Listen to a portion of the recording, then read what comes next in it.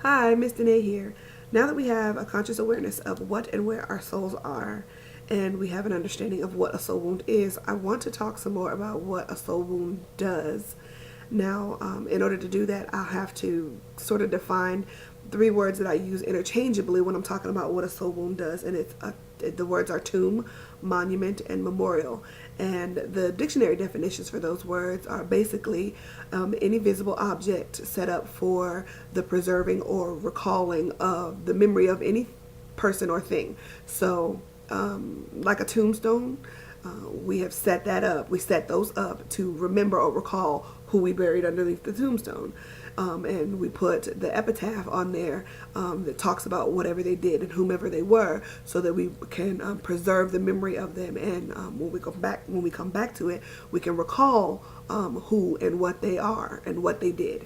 So the way that relates to a soul wound is that the term monument refers to the soul wound itself, but it emphasizes the way we revisit, either mentally or emotionally, a painful issue repeatedly, as we would revisit a monument or a tomb in remembrance of something honorable or loved.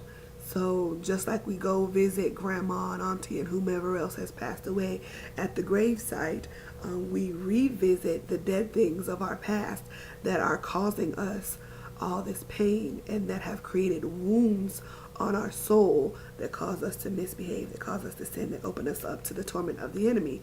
When you hear somebody say something like, I really want to get over it, but I can't get over what they did to me. I keep seeing it, I keep dreaming it, I keep feeling it. I'm just living it over and over again, day in and day out.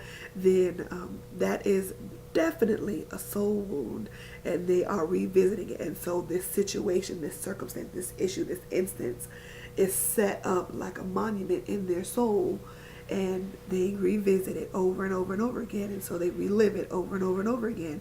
And so that's what works you into things like needing to it's all sorts of addiction, needing to drink or smoke or pop pills or shop or dive into your career, or anything that's in excess is usually done in an attempt to escape something. And most of the time it's the pain of something from our past. It's the pain of a dead thing in our past that we don't want to feel anymore. We don't know how to stop the feeling because we don't know that we have wounds in our soul and they need to be healed. So a really good biblical example of that would be in Mark 5, the Gadarene man who dwelt among the tombs, and he was completely controlled by an entire host of spirits that called themselves legion because they were many. And if you know what a legion is, it's actually a Roman military term that refers to anywhere from 4,000 to 6,000 military men armed and ready for battle. So think about that.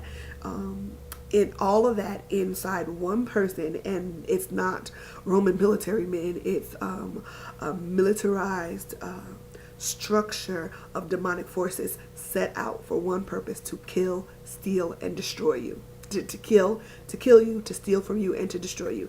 And that is exactly what happens. It happens. Not only is it exactly what happens, it happens in the way that I'm explaining.